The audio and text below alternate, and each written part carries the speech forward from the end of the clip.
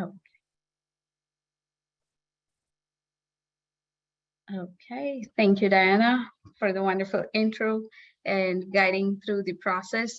So welcome everyone once again for this session number 3. First of all, like congratulations to everyone that's like stick to the program and wants to graduate through this RPA Summer School. So in this session number 3, we will learn about UI automation. So you will be familiar by now from session 2, you should be familiar with variables, arguments, and workflow layouts in terms of using like flowcharts and sequence and all that kind of stuff here. So let's dive into today's session. And feel free to use the chat section in Zoom. If you do have any questions, we'll definitely like if we try to answer it live, or we'll come back and answer it in the chat itself. So there's no such a thing as silly questions. So always like if you have any kind of doubts or queries, just post it out there. Okay.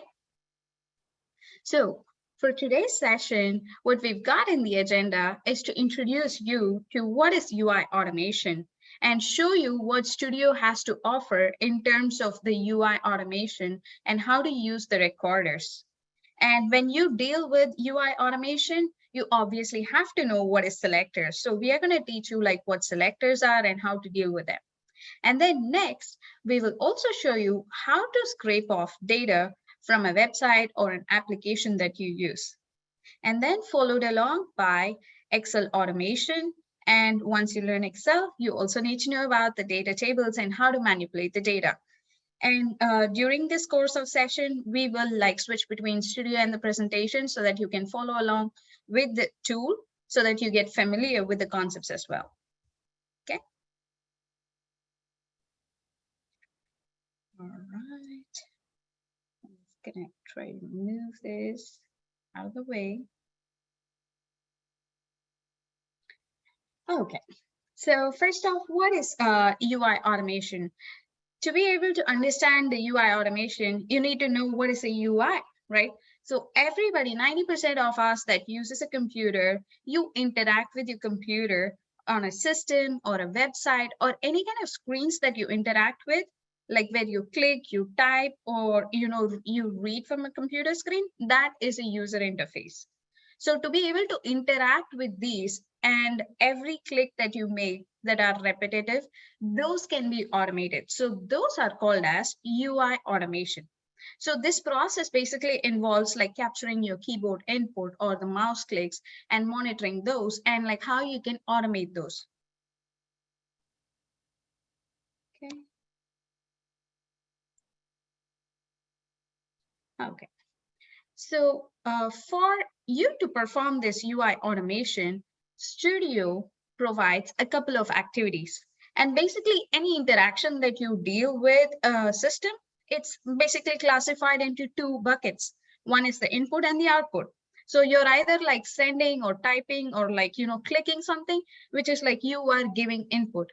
Whereas when you're receiving information, which is like, you're reading a number, you're getting something from the application, you're getting a report, and that's an output. So with the Studio, for you to do that input actions, they have a click activity. You can use a type into activity, select an item like a drop down, or you have like check boxes that you can like check and uncheck. So when it comes to output, let's say like an invoice number is being displayed or a URL is being displayed and you want to get that value, that's where you will use activities like get text, get URL, or get the active window. And to extract from the a tabular format, you would use activities like extract table data. So on this right-hand side, you do see a couple of activities that are present within Studio itself. Okay. And for any application, for you to interact with any application, you need to know like what is that application that we are dealing with? Is it a browser or is it an application or is it like a Windows application that you're dealing with? You need to know what is the title of that application to be able to interact successfully. So what that does is once you identify, let's imagine that you are going to be dealing with a browser. you are going to be dealing with a website, meaning that you're going to be clicking a couple of things and getting some output. So that browser can act as the parent container that's going to hold all these actions together. So that is why it's very important to identify what is the parent application that you will be dealing with. So that's where you use the use application or browser, or you can use the launch browser or attach window or any kind of those activities. And I'm going to quickly show you in Studio. So I hope y'all can still see my Studio. I wonder why Zoom's not. Can y'all see my Studio here? We can. Yep, we are seeing you. Okay. Yes, we can. Yeah. Awesome. Okay, so here under this, so what I have here for today's exercise is just went to pulled up like UiPath Studio, not StudioX. So always remember Studio is the blue color one. Okay, so pull up Studio and just I created a very basic process. Okay, and once you create a process, it gives you the main workflow and it has like the couple of default activities. And since I've used like most recent activities, I always like mark them as like favorites, the ones that I more frequently use. So if you look in your activities tab, you can see in under the UI automation, there are your activities that you can use to interact with your system. So we were talking about the click activity, right?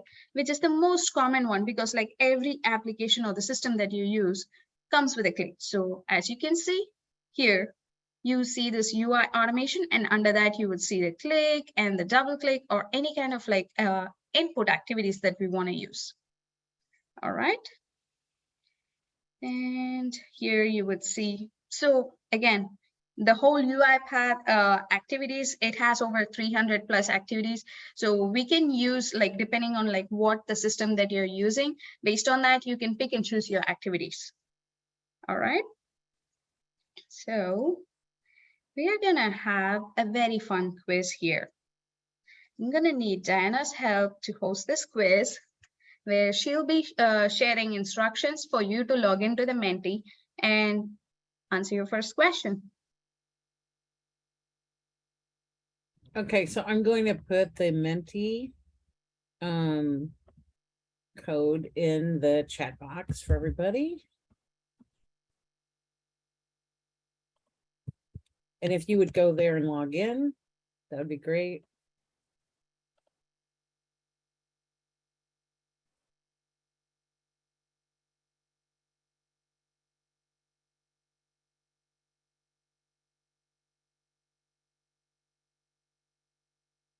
People are rushing to jump in. That's great.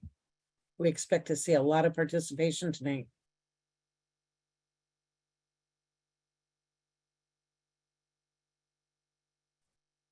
I love these cute icons that Menti comes up with. Yeah, it's really cute. Still people joining, so I'm going to give it another 30 seconds. This is great, you guys.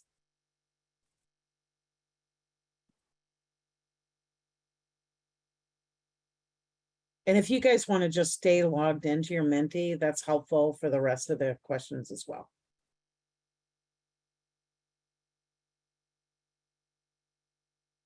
Okay, looks like most people have joined. Okay, ready? Here we go.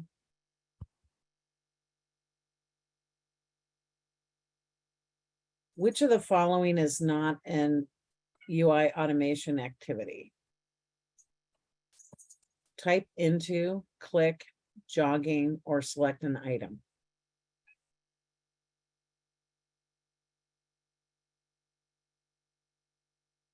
Again, the fastest finger wins. And remember, guys, this is a negation question. And that's awesome. You guys did great. Okay, let's see who's in the lead.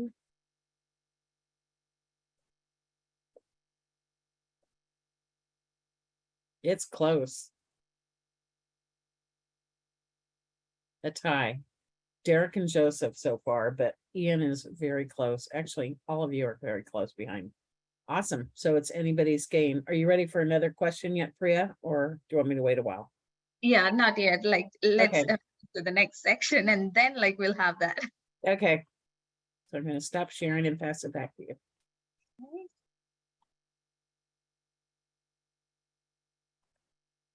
Okay, so you guys did great. Means that you're really listening.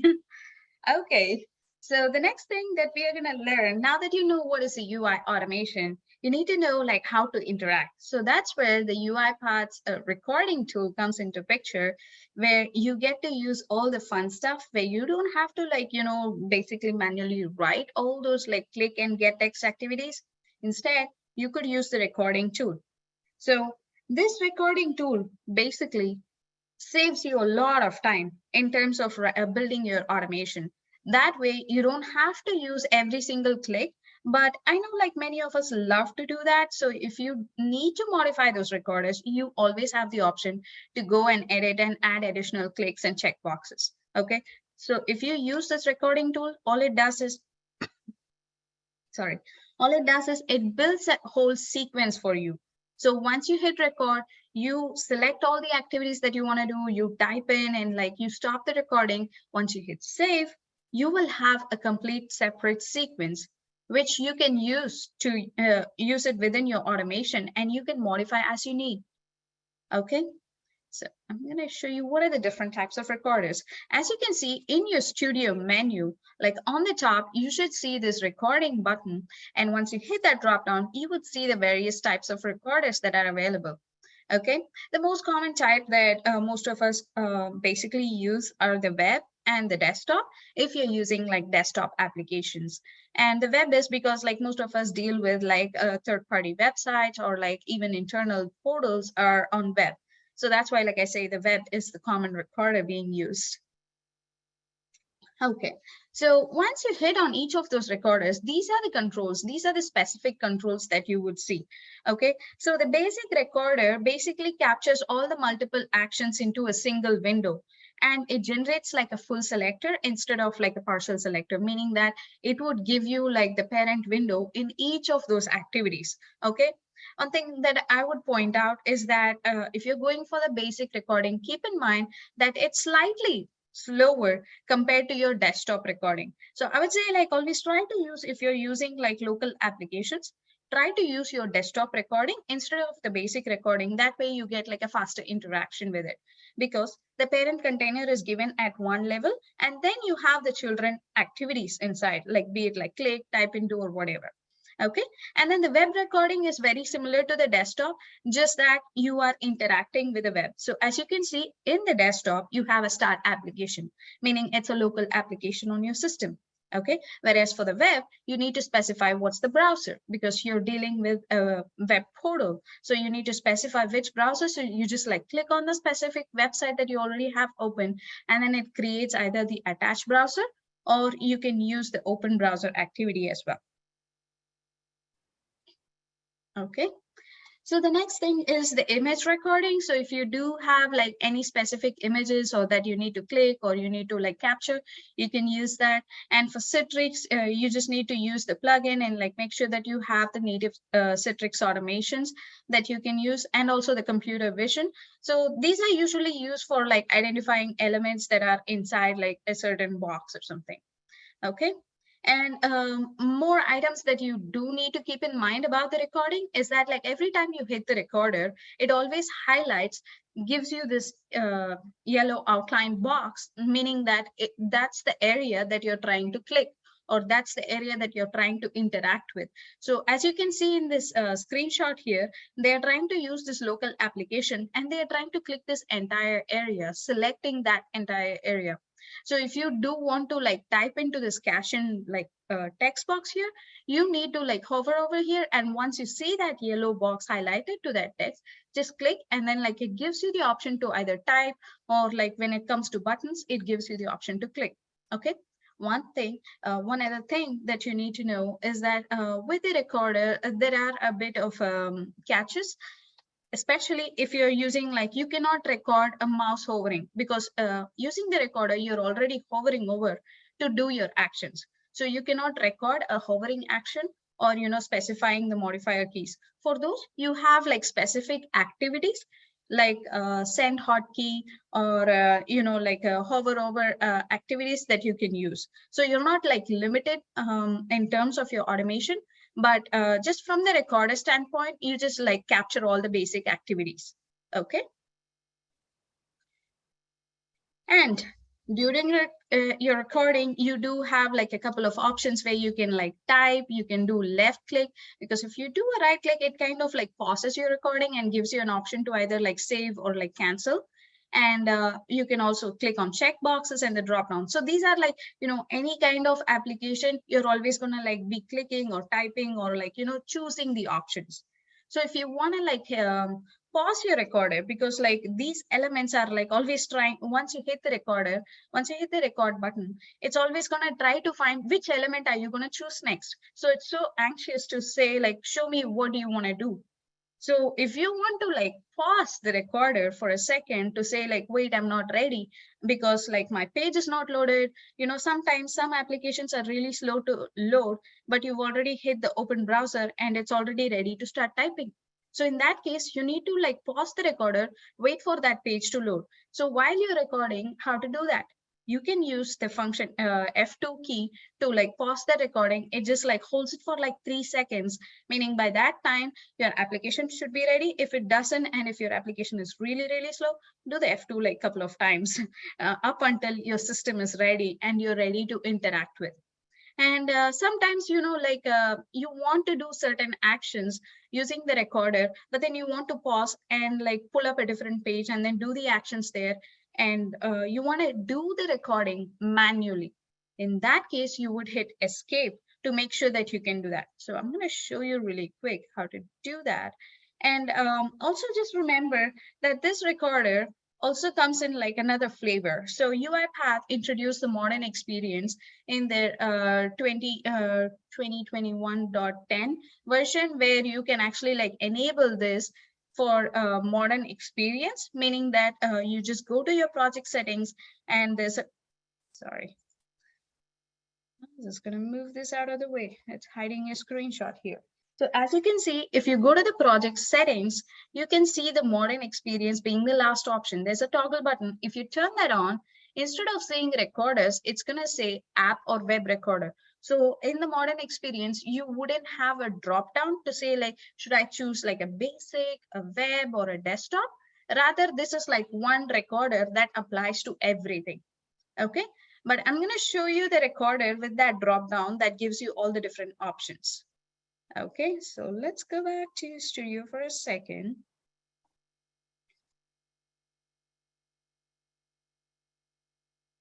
Bear with me.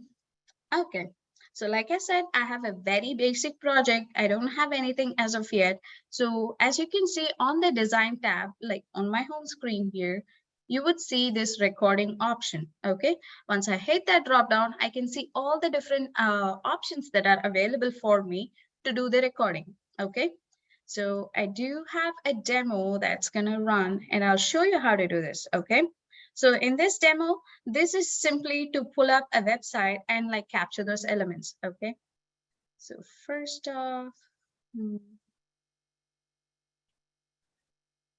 I don't want to mess that. Let me use a new sequence really quick. So record this demo. And I love keeping my code like modularized. So like I love like having like separate sections. That's why I create a new workflow for each thing. So all I do is I'm going to use a web recorder. Okay. I just need the URL. I'm just going to hit escape there for a second because I just need this URL.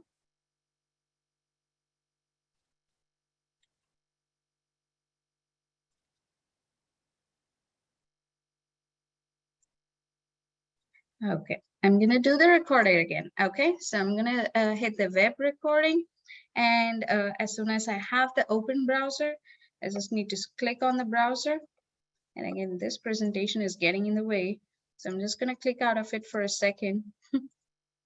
It's always. So I'm just going to use the Edge browser. Okay, so I'll use the open browser here. I will specify the browser. It's going to ask me like, what is the browser that you want? And okay, so it basically pulled up asking like, what's the URL that you want to open? So I'm going to specify, I want the finance.yahoo.com. Okay, once I hit that, I'm just going to do this manually to show you how to do the recording. Okay, so I have this website as of now. Okay, so imagine I pull this up and this is how you open the browser. I'm just going to hit record. Okay.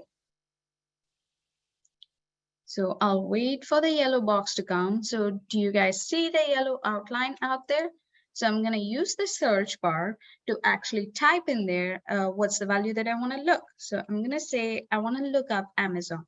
Okay, and I'm going to select the empty field, meaning that if there's something else already out here, selecting this checkbox of empty field basically means that it just clears it out and starts a fresh text. Okay, so it typed it out. And then I'm going to use a click here. Okay, so as you can see, this yellow box appears immediately as soon as I finish an action. Okay, so it's very anxious to know like, what am I going to do next? Okay, so I clicked on that. You see, before even the page loaded, it basically came up. So I'm going to select this value here. Okay, but I do want to scrape off this value. So what I'm going to do is instead of click, I'm going to hit escape to do this part manually because I want to scrape that value. Okay, so you see here, there's a text part. So I'm going to use the scrape and say screen scraping. Okay, the moment I do that, it again like gives me that yellow box. So I'm going to select this. I hope this stays. The Amazon stock keeps changing every second. I hope it doesn't break our robot. Okay, so now we have a value. And as you can see, it's good that the stock value keeps changing because when I run the robot, you probably get a different value. So it's not a static thing. What you record is not necessarily what you get. So you might get the actual results at that specific moment in time. Okay. So right now it says 69. This is just a preview of what that value is, okay? But this is not necessarily the same value that will come out, okay? So this is just a preview. I'm gonna hit finish. And then you should see that pop up again, okay? So once you see this web recording, I'm just gonna say save and exit, okay? And if you remember, I only had a blank sequence created here. Since I created the web recorder, it came up with a sequence named web and it created all these activities for me. Okay. So we did get this value. And just for the sake of it, I'm just going to print it. Okay. Because I want to know what is the value. Okay. So I will just say today's top price is.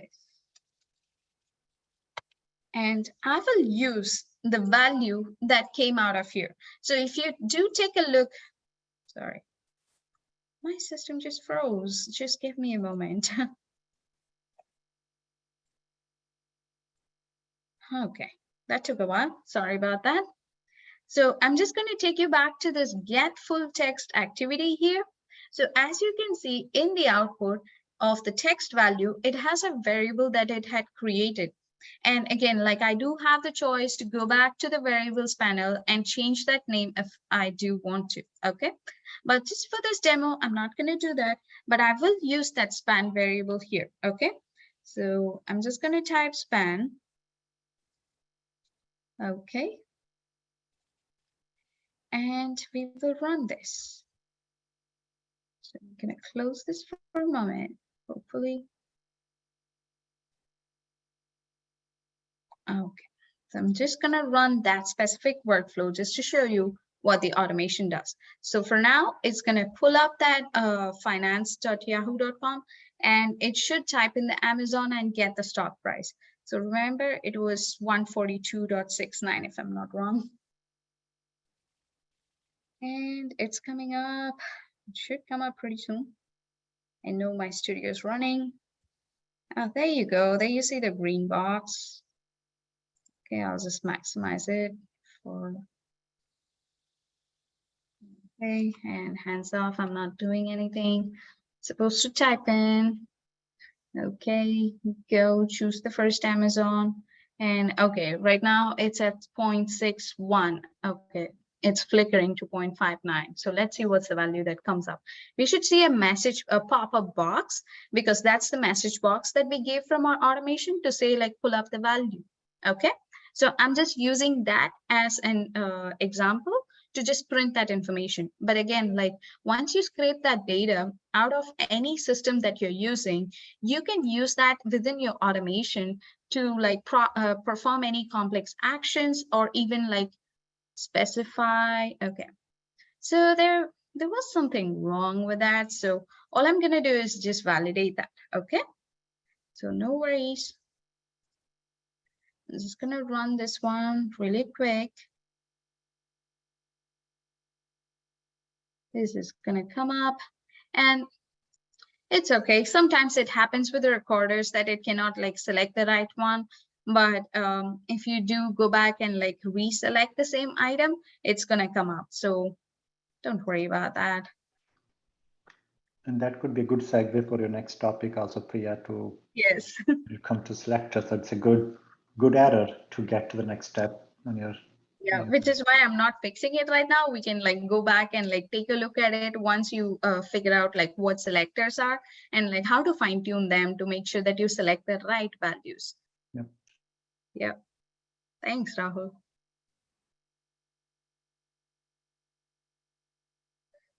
Okay. So it should pop up the box pretty soon.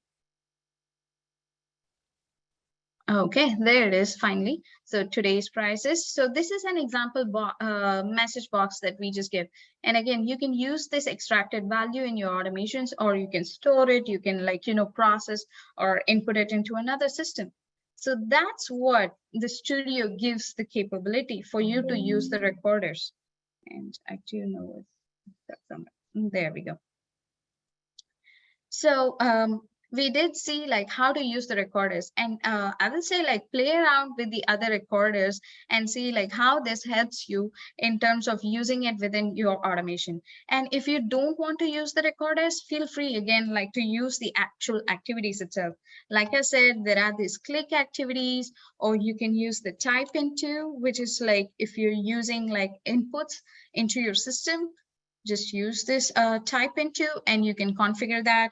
Or you can say like, I want to scrape information. Again, you have multiple options in terms of the activities itself, or you can use the screen scraping right here to say like, okay, I want to like specify, I want to extract this specific information, be it the name, the URL, or whatever it is. You can use this screen scraping to extract that information here. Okay. So as you can see, this screen scraping wizard gives you an option to preview like what is the value that is being scraped. Okay, so if you're not very comfortable with that value and you don't know if that's the right one, you can always like specify like, okay, I want to specify an anchor, maybe because like this value is like very dynamic and it keeps varying. And if you do have a label or something that's very static, let's say the summary is always going to be there, but this value keeps changing, I can say like, okay, look for this value, but write about the summary. Okay, so that way you know that there is like a relation in terms of like the position on where this value is. So that way, even if this value is displayed, let's say like down here, it doesn't get confused. And if these two values don't match, you don't have to worry about it because you know that you're tying it to a specific static value to know like where that dynamic value comes from. Okay, so again, feel free to like play around with the recorders. And if you're not comfortable with it, like if you do use like activities, let's say like you're just straight up using activities, let me just pull up this click. Okay, and right now I'm not using any containers here, but if I were to use this, as you can see, all the activities ask you, like most of the activities, especially the user interface interactive ones, ask you for indicate on screen. Okay, once you click on that, it's ready to like select what's the UI element. Okay, as you can see, I'm not ready with my browser right there. So what I would do is I would hit like F2, and you can see there's a counter running there. And if I'm still not ready, I would go for another F2, and then I would select these. Okay. So that way, now I have like, what's the value that I need to select here? So as you can see, the moment I selected that, it gives you like a simple screenshot.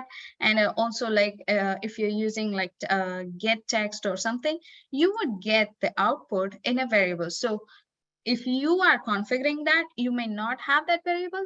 And if you don't have it from the previous session, you know what the shortcut key is. Use a Control K to actually specify a variable name for that activity. Okay.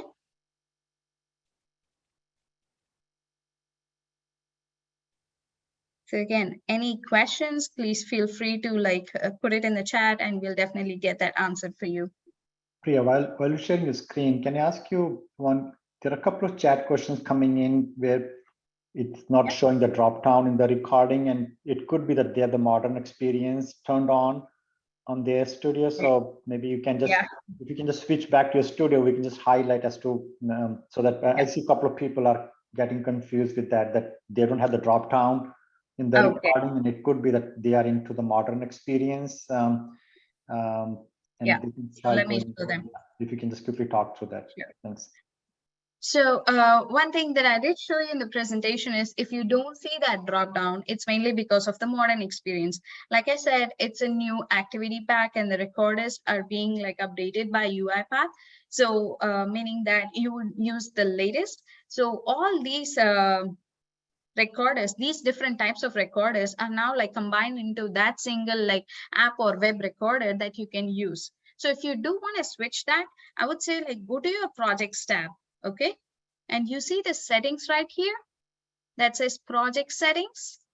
Click on that. And then you would end up in a screen like this, which is this specific project setting. Okay.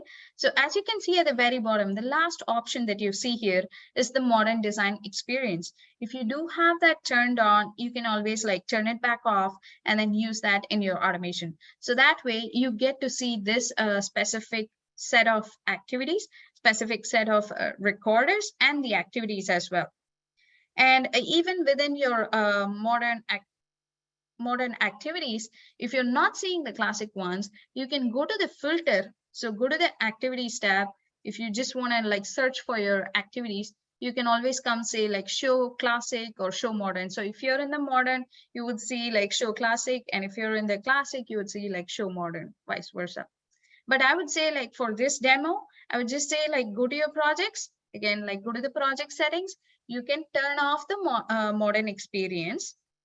That way you can follow along for this recorders, for the web recorder.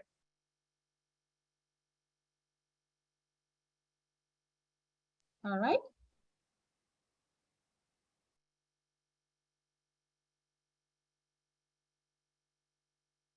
Okay. So moving on to selectors. So the topic of selectors is very interesting, mainly because now that you've learned like how to interact with the user interface, you need to understand how does that yellow box appear? Like, how does it know like what I'm going to select? What if that text box appears in like a different location? How does it know which one to select, right? So which is where the selectors comes into play. So the selectors are basically like identifiers for any specific element on your user interface. When I say element, it's basically the buttons or, you know, the text box or the label fields that are available. So if you've ever like accidentally, you know, like on a website, you're like browsing through Google or something. Have you ever done like a right click and say inspect element? And you can see this whole big HTML tags that gives you this kind of like path of like how that page was written and what those elements are. So that's what these are. So like for any kind of like user element, like be it a button, like be it a space where the information is being displayed, it can be a text area. That area has its own unique identifier. So if I have to give you an analogy, like think of it like a postman. How does the postman know like how to deliver the mail exactly to your house? Because he has your door number, he has your street name, he has your city, the state, and the zip code. So basically, like when the mail arrives to the post office, they basically first classify based on the PIN code, right? The zip code. And once the zip code has been classified, then they go through the state, and then like they navigate to the city, and then to the neighborhood, and then to the, the street name. So that way they narrow it down to that specific element, which is your house. So in this case, they have this whole container, like you can have like a whole page that has its own parents, like it can have like a, big title, and then like there's a reporting on top, there are like user interfaces, and then all you're looking for is a specific search button, which can be all the way at the bottom. So that button probably can have its own identifier, which is like very unique. So how do I identify that? That's what is called a selector. And that button can have its own attributes because it has a name called search.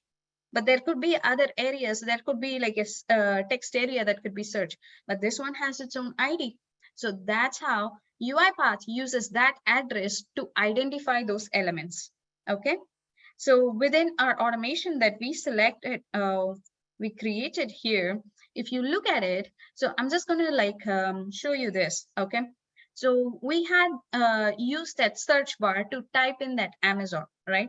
So in this activity, as you can see, there's three lines, which is called the hamburger button. So I'm just going to click on that, and you can see the edit selector. Again, if you're using the modern experience, you might see this as edit target. Okay. So I click on edit selector, then immediately it pulls up the selector editor window. So as you can see, it shows me what is the parent window, which is like kind of grayed out. And then this is the identifier for that text box. Okay. So it's just looking for this web control that says input. Okay. And sometimes if you're not sure, like, is that the same element that I'm looking for?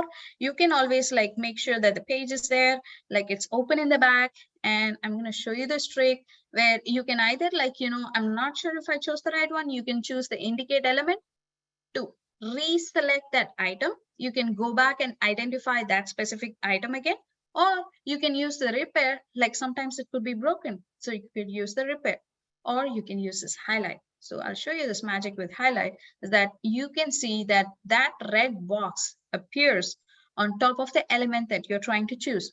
So this gives you a very, a solid confirmation for you to know, like, that's the exact element that I'm looking for. Okay. And one important thing that I want to point out is if you're using any kind of like web browser, UiPath Studio sometimes comes with this default plugins. But if you want to use Chrome, Firefox, Edge, I will always like welcome you to like install these extensions. So like once you have your project, just go to the Home tab, okay, and just click on Tools. And here you see this UiPath extensions. As you can see, there are multiple different like extensions. So for the browser, they have the Chrome extension, the Firefox, and the Edge. Okay. And if you're installing it for the first time, it would ask you to close the browser and open it so that like once you restart the browser, those extensions can be activated. Okay. And sometimes if you're not sure if your extension has been activated, I'll show you on the browser like where it is. So within Edge, I'm using Edge for this automation right now. So I'll show you the extensions. If you just go to the Manage Extensions. And here I have like a couple of extensions here. So as you can see here, UiPath Web Automation. Okay, so this is the one that is currently turned on. So sometimes if it's broken or turned off, make sure that this toggle button is turned on. Okay. And this is very key when you're dealing with a browser automation. Okay. And please remember that IE is no longer there. So which was the default one we were using. And if you don't see that, always come back here, go to the Home, Tools, UiPath extension, and install the specific extension that you need. Okay. And if you're not using the recorders, and if let's say like if I want to like write my own like activities in terms of like opening the browser or attaching to an open browser, I'll show you that there are like a couple of activities that we have, which is the open browser or the open application. Because if you're using like, local applications, you can use this to select that specific item. So in terms of like open browser, you have to specify what's the URL that you want. So I'll just put like google.com, and here it's very, very important to remember that you have to specify what's the browser type, because now that we have like several different like browser types, you want to select the browser that you've installed the extension for. Okay, so now this acts as your parent container. Inside this, I can do n number of activities here. So I can either click, I can do like type into, I can do like anything that I want in this area. So now I don't have to reference this browser container every single time. It's already there. Okay. So that's with the selectors. And we did see, so if you're not sure about the selector, your selector might be broken. And I'll tell you, sometimes, you know, like Studio will give you this kind of red exclamation, meaning that you have some errors with the selector. And sometimes it's kind of like giving you the warning saying that something is broken. In that case, if you do have like questions with your selector, always go to this hamburger button and use this edit selector. And there's an alternate way to do that as well, using your properties window. So if you select this, and as you can see in your properties window, under target, you can always look at the selector. That's another way. But the easiest way, the shortcut, is to use this hamburger and use the edit selector. Okay, this gives you a whole idea of what your selector looks like and what's your parent container. All right. And again, like with the modern experience, the selector editor window looks slightly different. As you can see, it gives you what's the anchor, and then it gives you the actual selector itself. Okay. And here we come to my favorite part. Okay. Since day one that I started using like Studio and I learned about this UI Explorer, this has been one of my favorite tools in terms of automation. Okay. I'll tell you why. Because every time dealing with any kind of application, be it like, it can be the most stable application on this planet. But when you're like doing and like, because all the applications are dynamic, it has data that's being loaded constantly. So when that happens, your automation is also looking for those data elements to find those identifiers. And sometimes those can be dynamic, which makes it a little bit tricky for you to identify them, which is where this UI Explorer comes into place, where it helps you analyze the selectors and make changes and select the right one. Okay. Mainly because sometimes you're not sure, like, am I choosing the right text box? And if you do know like HTML and like you can look at it. So as you can see here, this UI Explorer is a tool within Studio that gives you that kind of analysis for you to select the right selector. So on this side, it gives you a visual tree, meaning that it gives you the entire, like, you know, the HTML path to select like, okay, what's the exact like element that I want to choose. So you can click on this and it will load all those properties and attributes here. So this window right here at the bottom right, yeah, this is the bottom right. This window is the selector window. This is where you would see your actual selector being generated. Okay. And with this selector editor, you can select and choose like all the elements that you want. And here are the properties that are available for that specific element. Okay. And you know, like sometimes you want to like modify your selector, you chose the wrong text box and I want to like select the right one. You can choose the indicate element to choose the right element. Or if you want to like remember how I said there are anchors where you can choose the static elements to find the reference point for your values, then you can use the indicate anchor. And again, you can use the highlight to give you that red box to validate that you're choosing the right selector or not. Okay, and I'll show you where this UI Explorer is. So whenever you open up Studio, you should see this UI Explorer, meaning that it pulls up like a blank UI Explorer screen.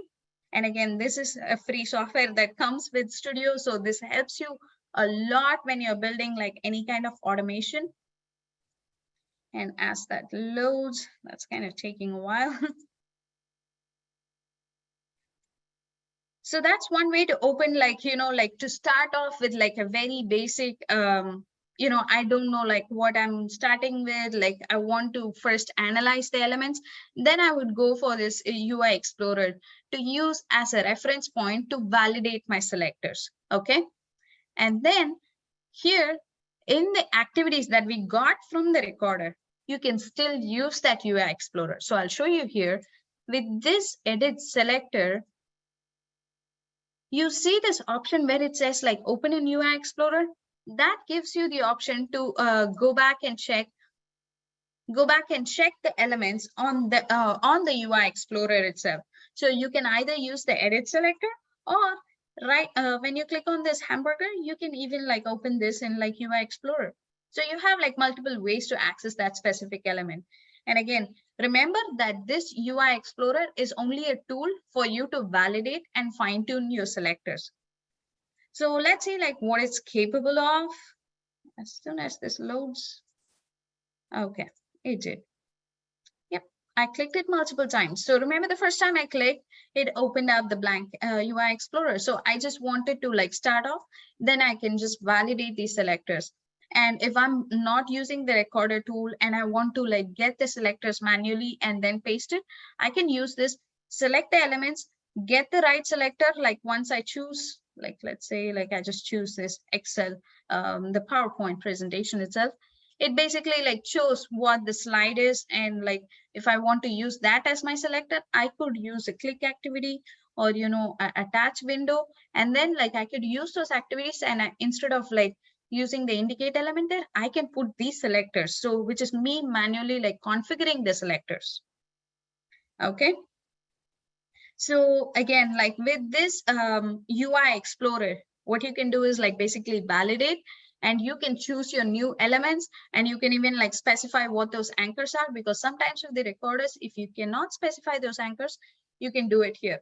And if your selectors are broken, you can like fix it and also like highlight it to validate it. Okay.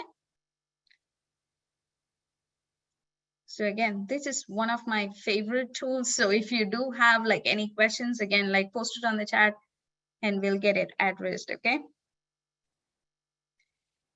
So the next thing to know is like when you have your selectors, like sometimes those values in your selectors can be like very tricky. Like if you just, if you look at the selector, sometimes those elements, if you change one element, let's say there are like a series of buttons, for example, like your calculator. A calculator has all those numbers, right? If you want to select like 4 instead of 2, you can just for that one single character, you can just use that in the place of 2. You just need to put this question mark, and then like it just replaces that single character. Okay. And if you have like an application that like keeps varying, and you want to like make sure that you have only the home page, and you want to eliminate the risk of like, tying it down to a specific, a specific window or a specific type, then you want to make it like very generalized. In that case, you would choose the asterisk to make it more like universal. So think of that as like you're selecting everything instead of like that specific value there. Okay. So within your selector, you can use your wildcards with the asterisk or a question mark. So these are the only 2 wildcard characters that are available for you to use in your selectors. And these 2 are very powerful when you use with like web automation or, like any kind of desktop applications as well. And here comes the most interesting part. So not every automation, has its own like a tied down value, a static value. Because like for the example of the, the calculator, those kind of variables can be like easily changed using a variable. So instead of me putting like 2 or 4 as a string value there, I can use a variable and say like, give me the input from somewhere else, and then I can use it. Okay. So that's where in your selector, so wherever you have that selector, you just need to specify the variable name enclosed in these like curly brackets here. And with those curly parentheses, that's going to call the variable, whatever value that it's holding, and that will be embedded in your selector. So this is very useful in terms of like, if you're using a table and you want to select a specific row and you want to pass a request ID or like a specific string, I think this comes into this comes in very handy.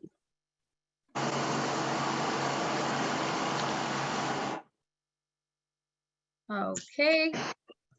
Let's get to the quiz. I'm just going to show you one really quick thing. Diana, can you help me? Yeah, you want to, is everybody on mute?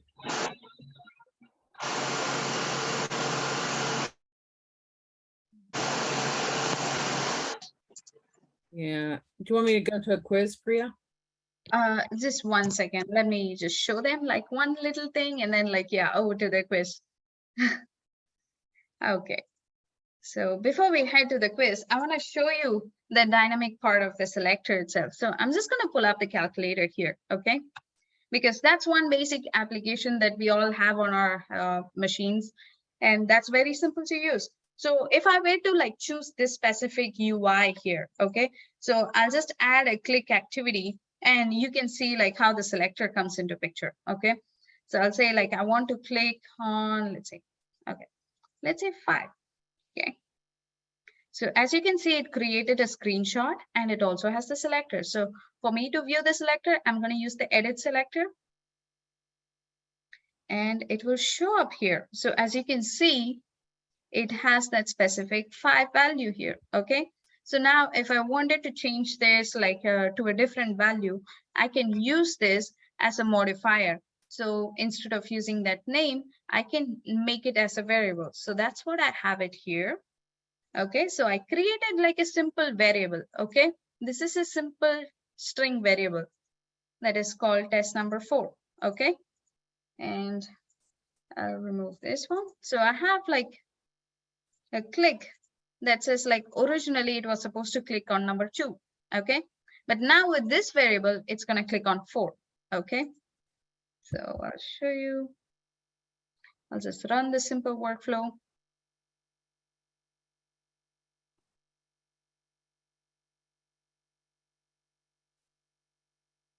And it's thinking for a while. So it went and clicked on 4. That took a while. Sorry, again, that's on my machine. Okay, so if I were to change this variable to say like, okay, I don't want 4, I just want 7, like you can use this variable to control your selector. So now this variable becomes the input. So that way I don't have to modify my selector every single time. Instead, I can just use this variable to like manipulate what is this activity, what is the interaction that I'm doing using the variable itself. So it's not a specific static value. Instead, I would use this. Okay, so as you can see, it clicked on 7. Okay, and one thing that we did have was we did run into an error here while we were doing our automation. So as you can see, if you did have like specific issues, I would say like always go edit your selector and choose the right one. Okay, in this case, like it was tied to this specific value. And as we all saw, like, you know, the Amazon value kept changing and that's why it was not able to select. In that case, I would say like, you know, hit repair. So it's supposed to come back and choose this value here. It's either going to tell me I can repair it or not. Okay. So there's only like 2 choices, either it's successful or it failed. So you will see that happening very soon. You see, this time it was successful. It says like the selector was updated to match the live element, meaning that the value keeps changing so it can keep up and it has like a very universal selector now. So as you can see here, it gave us a wildcard selector. Okay, so the value of 142 is now static, but then after the 142 is an asterisk, meaning that it can be 142 with some sense. But in reality, if you notice, the stock price is always evolving, right? You don't want that to be like a static 142. So which is where we will fine tune the selector to say like it cannot be 142. What if it goes to like 600? What happens then? So which is why I would change that AA name to be asterisk, meaning that it can be any character. Just select that specific area where the value is being displayed. So to validate that, I can click validate, and I'm also going to highlight to make sure that it's chosen. And again, as you can see, it did not do what we wanted, okay, because the AA name is not right. which is when you would use the UI Explorer to select the right value for you. Okay, so again, like it's like an element that is being displayed as a label, and you can use that to identify. So again, like using this UI Explorer, you can select that specific value right there. Okay, so I'm just gonna say like, and again, this UI Explorer is very fast that now I need to like hit F2 to delay that and select the actual value here. Okay. So once I do that, the UI Explorer is going to pull this up. And now this time, I don't want to have a name specifically. Instead, I want the specific class. I can do that. Okay. Or I just say like, I will indicate an anchor to say like, okay, it's right about the summary. Always choose that and select the value right there. This is how you fine tune your selectors. Again, it takes a little bit of practice when you use your automations. So don't always like just like completely rely only on the recorders. So come back and validate your selectors, especially in your workflow. And if it doesn't work, then pull up the UI Explorer. And this is a very easy tool, quick and easy to quickly fix your selectors. All right, so over to Diana for the fun quiz. Okay, we have tough competition, so you guys really have to be prepared. Here we go. I'm just going to give you 30 seconds so people can join if they haven't.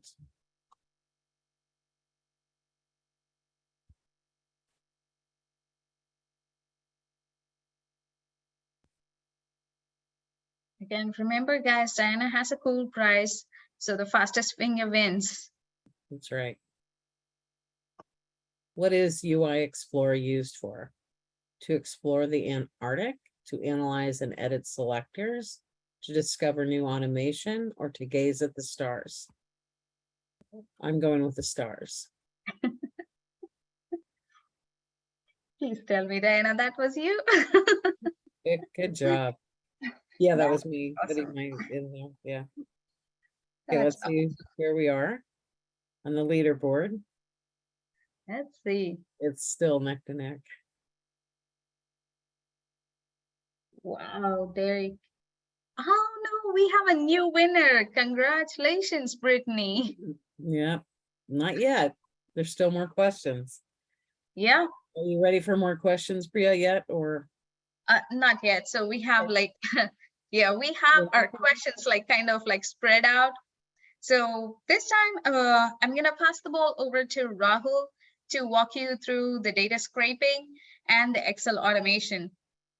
Thank you. Thanks, Priya. And this is great. I think, yeah. So, in the interest of time, we may have to just quickly run through some of this, but so it's continuation to what Priya was talking about, screen scraping, and then there's another option. What we can do is which is similar to screen scraping, but data scraping, where if you look into, and I'll demo you in a few seconds, that if you go to the same example of Yahoo Finance, and if you want to scrape the entire data for the last 10 years of trends as to how the Amazon stock prices are trending over time, so it gives you a nice data chart over there. And if you want to scrap that type of a data, then you can use another recording to the option called data scraping, right? So that's what we're going to see next in our demo. So it's very similar to the screen scraping. Again, depends on if you are using the classic experience or the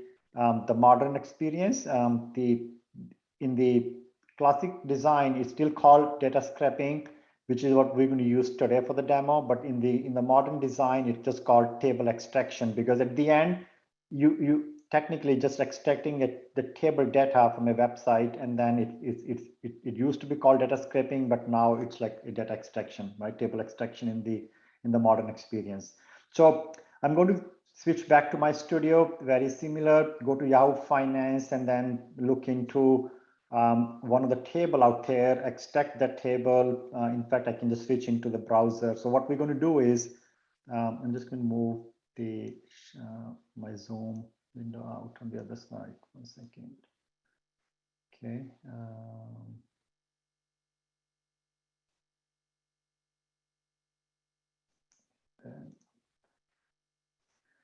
Sorry, I just jumped too fast into the other slide.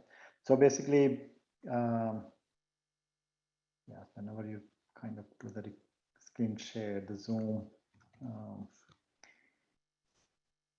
So we're going to go to Studio, launch this browser, and then come back to this section here under the cryptocurrencies, and then click on here, cryptocurrency tab, and then just extract this. Yeah, I don't know why my mouse is behaving that way today. I don't know. Just yeah, just here. Anyway, so that's going to be what we're going to try work on in this demo today. So I'm just going to switch back to my studio here. So it's very similar. We're going to start with a blank slate of on a studio side, and then start using like an activity called open browser. Why is it doing that? Sorry, just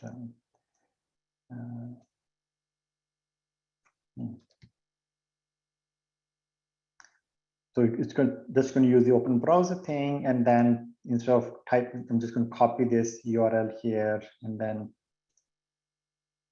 paste it here. So basically, I'm saying that from an automation standpoint, get into the browser and then launch this window. And like how Priya was saying, that I would select a Chrome as my default browser so that it launch into a Chrome site. And then once it's there, I want automation to come in and grab this table, right? So that for that purpose is inside of this container, which is the open browser container, I always prefer to rename it. I'm just going to call extract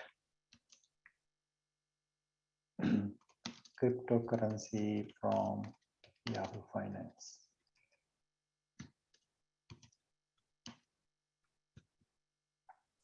Once I'm here, I'm going to use this data scraping, and then now it tells you the 3 steps here, right? So we open a browser or any application, and remember this is a UI automation, and it's not just restricted to the web interface. You can use even a desktop application to use the same scraping, the data scraping or screen scraping. So I'm just telling you that the first step is you just connect it to a browser, and the next thing is within that browser, what type of data you want to scrape from the browser, like in this automation from the browser. I said, okay, I want to start with this header from him, and it says, I selected only one cell on the table, but it knows that technically it's not just one cell. It is asking you, do you want to expand your data extraction to the whole table, or do you want to just get that particular cell which I selected? But in this case, I want to select the entire table. So I would say yes.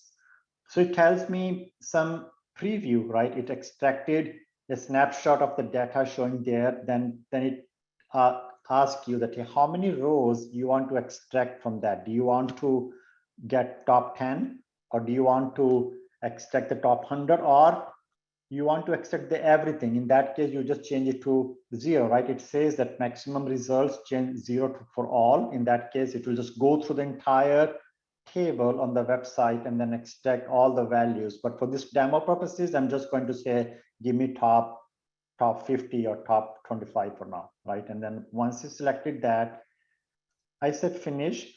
This is an important piece because many times the data is not just restricted to the first page. If I scroll down here, you see that there are multiple next pages. Like it's only showing me 25 rows, but then there are next page you have to click into. So now that I selected 25, I'm okay to stay, just to say no here, because I know that my top 25 are already within the first page, but that's not always the business, the true reality, the realistic scenario. So if I say yes, it's going to ask me that click on the next page, next icon on the screen, so that what it does is the automation is going to scrape into every page where that data is expanding to. So it's going to click into next, keep extracting the data from every page and bring every record from the data in the automation. If I selected at 0, right? In this case, I selected 25, so I'm just going to skip it no for now, just in the interest of time.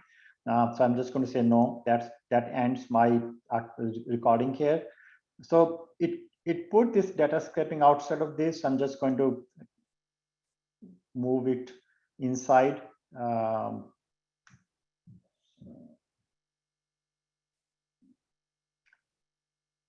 don't know why my mouse is doing that today. Sorry about that. So I'm just going to drag it inside that. So if you look into that, it basically, what it does is very simple, one step. It opened my browser, it attached that browser to that, and then it extracts that table, the data into an internal data table, right? So it's, and then the variable it creates here is called extract data table, right? So it's basically, and I can always go back and adjust it and say, okay, I don't want to call it extract data table. I want to say maybe extract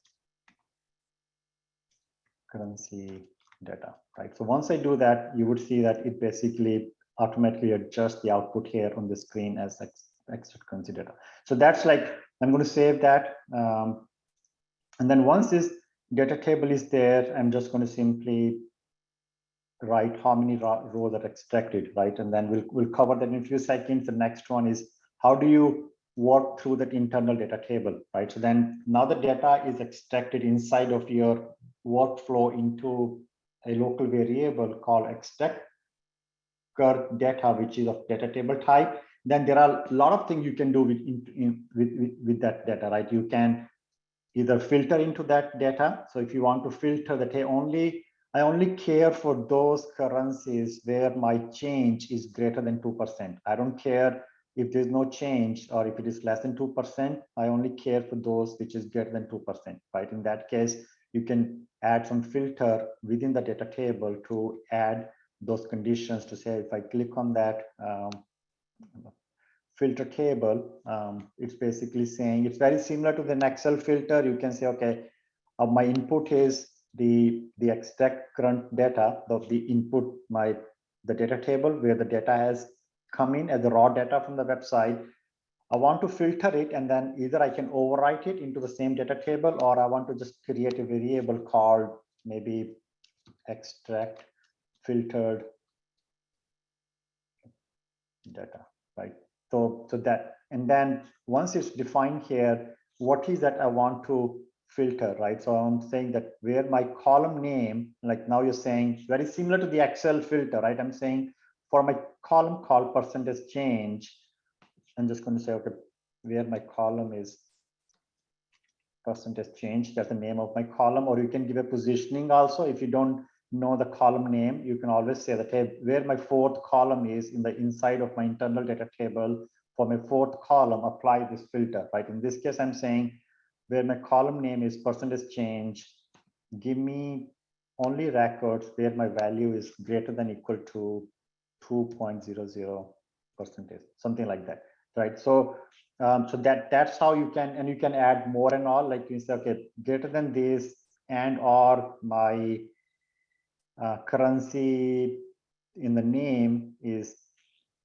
USD or something, whatever the filter conditions, or the 52-week range is greater than this, right? So we can add multiple filter conditions into that data table, and then accordingly you can play around on your data table, right? So there are a lot of things here you can do. You can build it, you can join multiple data tables, where if you have one data table coming in the cryptocurrency, the other data table is giving you maybe the exchange rate between different currencies, and you want to combine it for your broader analysis. You want to append it, you want to extend the columns into the table, so you can join multiple tables. You can do VLOOKUPs, how our traditional Excel VLOOKUPs we do. We can do the same lookup tables between one table to the other table. So without going into too details into demoing all those, but I'm just trying to give you that these are some of the things which you can play around, like how to look data from one data table to another data table, how to combine it, how to merge it, and all those things you can do once your data has come inside an internal table. There are a lot of things you can use the activities, standard activities, to play around and manipulate the data manipulation as you need from a use case standpoint, right? So that's something. So I just going to switch back to what I have built already, just to, so basically where I'm going into that website. So one thing which I'm doing here is I'm extracting the data, and then I want to get the data into Excel, right? And then maybe there's a use case for you to get the data from a website, get it into Excel, and then do some Excel analysis, or maybe you can output that data through Excel into another application, right? So then, or maybe as an argument, you can pass on that Excel to another workflow to take over from that point. So I think, so in that, so basically what you would do is you basically saying, I'm extracting the data, but then you start an Excel scope where you can basically saying, okay, once my data is extracted into a data table, I want to write that down into an Excel file, and then you can just simply write a write range activity to get to that Excel, and entire data table, what is recorded here will be written here. So I'm just going to close my browser here, and hopefully my mouse will be here if I start running this one.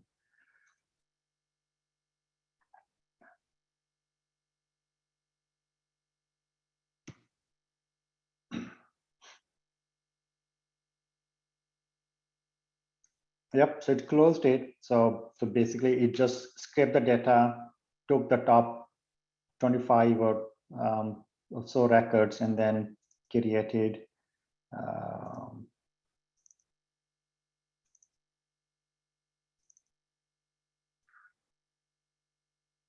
so this is how the whole data is scraped, right? So the table which I picked 25 entries, you see that this is all now as is. I didn't apply any filter yet. I can add another demo after that will show you how we can do a filter and then download the filter data into Excel. But at this point, we just took the scraped data and then has directly output the data into an Excel, right? So so that's more like on this one. Just wanted to quickly show you how you can do data scraping to get into that. So I think with that, Dana, I think we are due now into the next fun time. If you want to get to that on the side, stop sharing.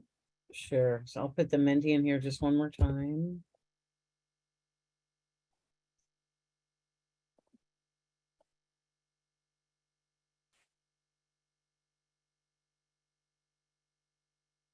Just refreshing the quiz.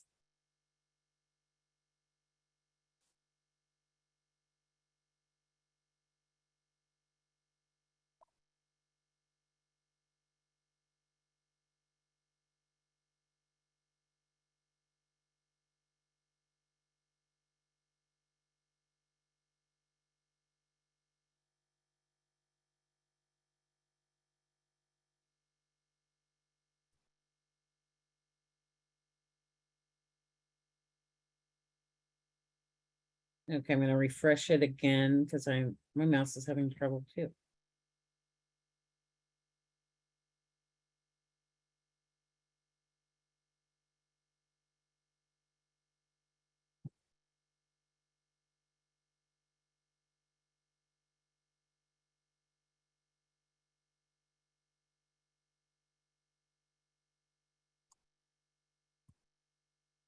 Here we go.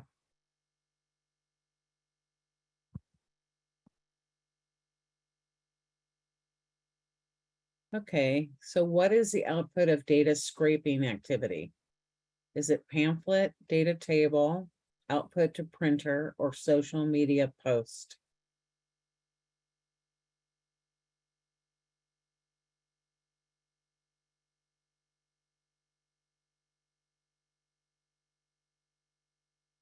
Just about everybody got that right. Awesome. So let's see who's leading. You guys are a lovely crowd. I love that. Yeah. What a competition. Let's see if someone beat Brittany. I know Derek was saying, please distract Brittany. No, she's holding her own. Awesome. Wow. Okay. Congratulations, Brittany. Keep up. Like there's one more question to go. Yep. Still a lot of competition. So I'll pass this back to you then. Thanks, Diana. All right.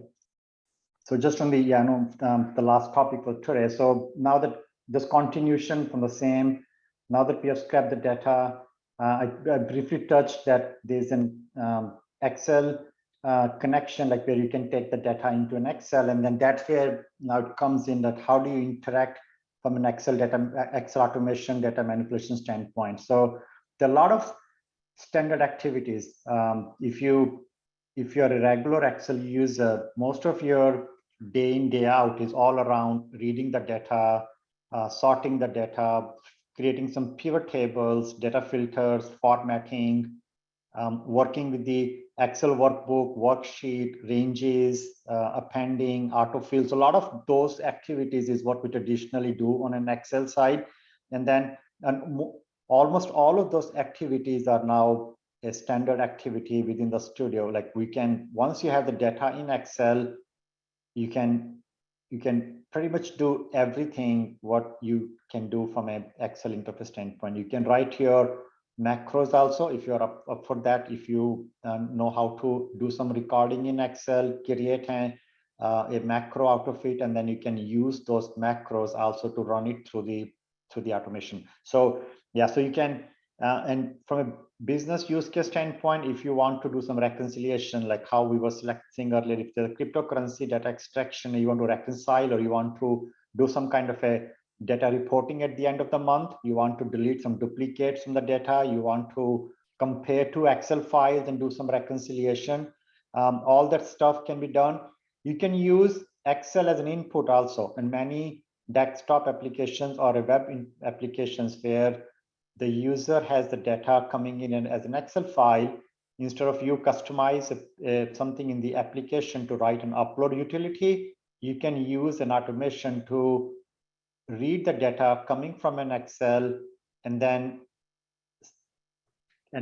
pass on that data as an input to the application, so that you can just loop through each line in an Excel and then start transacting that data as an input to any application, which could be web interface, which could be desktop application.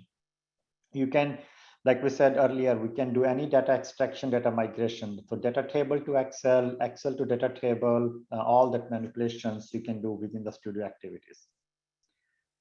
There are two different concepts here, and it depends on what type of use case you're looking. So if it is, many times you would see that we drag and drop and bring in an Excel application scope, right? So the Excel application scope, what it does is it gives you an outside container. It's saying that, hey, okay, this is my outer boundary for this Excel file. And then inside that Excel, once that scope is defined, you can do any type of an activity. You are saying that, hey, once I'm into this Excel, I want to read range, then I want to write back into that Excel. I want to do any data manipulation into that Excel. You don't have to refer that Excel path again and again, because you have already defined your scope for that Excel as a container. Inside that, you can start including all the activities related to that Excel workbook. On the other side, if you're looking for a one-off read range activity, like you just want to go to an Excel and automation to go into some Excel file and read the data from that Excel and then give you an output as a data table, you don't need to define the Excel scope. You can simply just use the read range activity, give the path for the workbook, and then just say, okay, from sheet 1, sheet 2, starting from A1, A2, wherever the range starts, you can just select that also. So that's another way of how you want to use it. It could be a workbook, just an activity from a specific workbook, or you can define a broader scope and then define all the activities in that scope. So it's from a data table standpoint, like I think some of it I already showed you on the previous demo, that there are certain things which we can, once the data table is defined, how you can filter it, how you can modify the data, how you can do some type of sorting and all. So no need to spend too much time. So on the data, so just quickly jumping into the demo piece for data manipulation, and then we can just get to the last one quiz here. So on the, just continuing the previous the demo, right, where if you remember, we had extracted the data, I stored it into a local file. Now I want to play around. The data was extracted into internal table as a data table, and now I output that data into an Excel file. Now I have the data in Excel, right? Now I want to manipulate that data within Excel. I want to filter some data inside of a data table and then output again into an Excel. So it's like my starting point is, like I said, you can start as a workbook activity to say read range. I'm just selecting, simply saying, go to this file, whatever is in the sheet one, right? This is my sheet one, starting from A1, start reading every data in that sheet, right? So what it does is it's saying, starting from my A1, I read everything into my data table internally. You can check off and on add headers if you want the headers to be also included in your extract.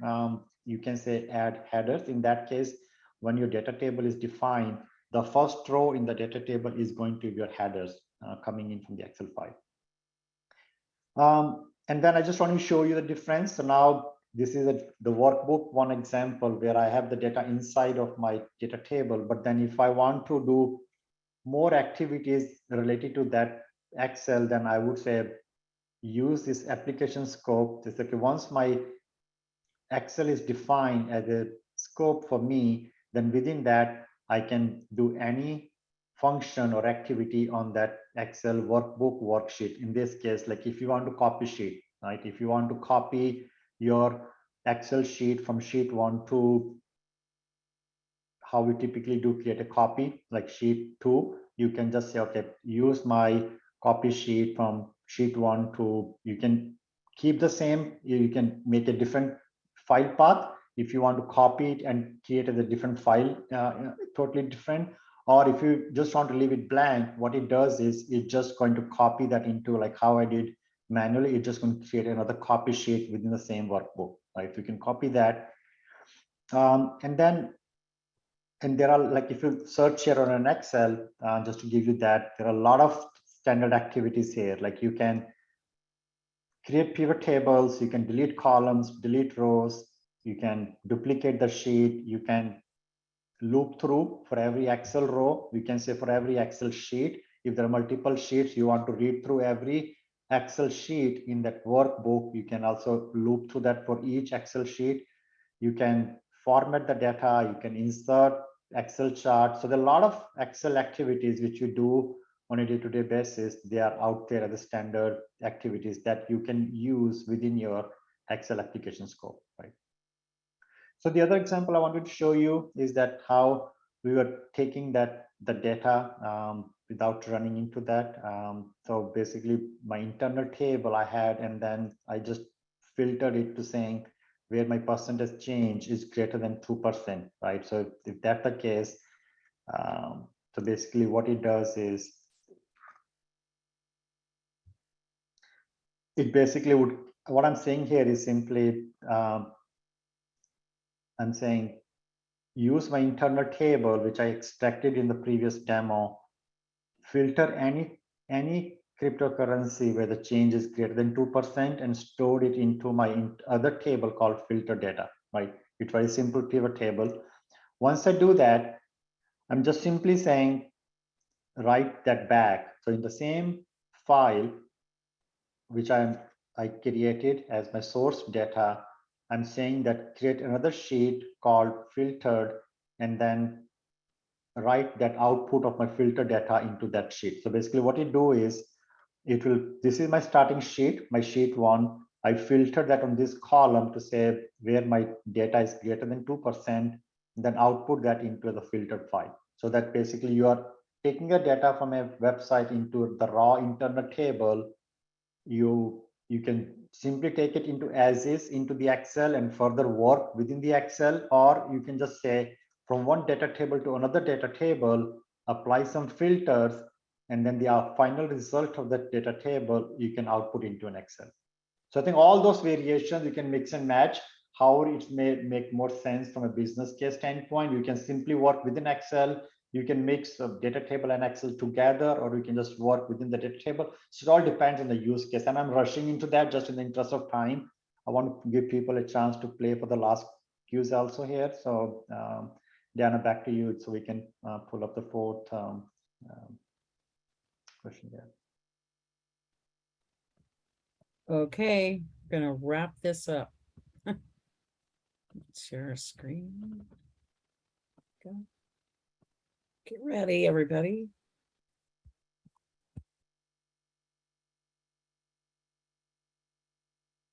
Question 4.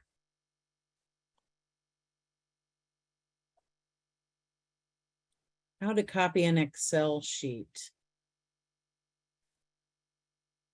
Control+B, using the copier machine, using copy sheet activity, or looking over someone's shoulder.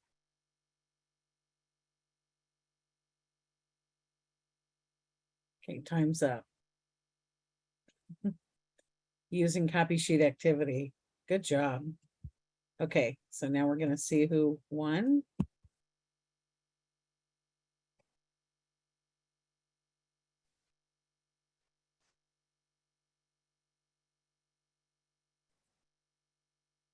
Out of nowhere, JP came. JP, congratulations. If you can put your email address in the chat box, I will send you an award. Is that Jenna Pi? Does JP stand for Jenna Pi? She was the winner even in our last session. Yeah, good job. Good. Jan, I think back to you now. I think you have some wrap up slide if you want to just maybe quickly wrap up for the next steps here. I can just take that last one if you don't mind. So I do have like, I just want to share them like where the next session is and also like what the courses are. Okay, you want to do that? Yeah.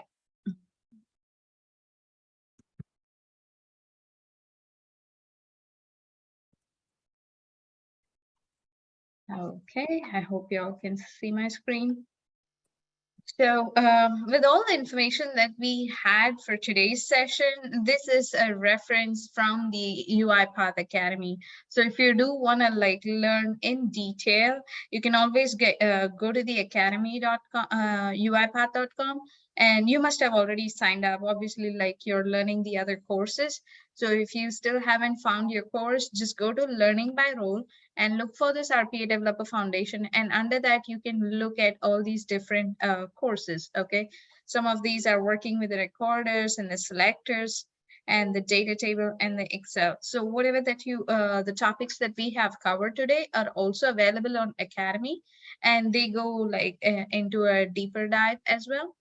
And please don't forget to sign up for the next session in the community page that Diana shared earlier, because that is very key for you to finish up this RPA Summer School with the session 4. Okay, and in the 4th session, you will be learning about the email automation, string manipulation, error handling mechanism, and how to publish your project to Orchestrator and leverage the Orchestrator assets as well.